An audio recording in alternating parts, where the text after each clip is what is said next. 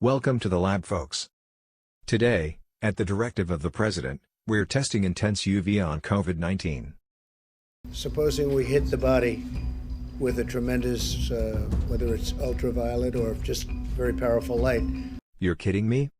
I would like you to speak to the medical doctors to see if there's any way that you can apply light and heat to cure. Where's the best focal point?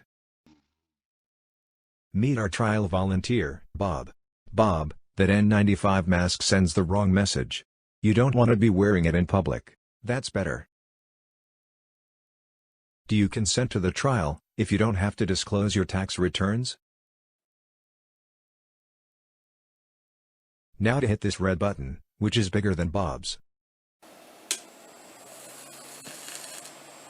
Wow. It burned straight through Bob's head, and he caught fire. Let's see that again in slow-mo.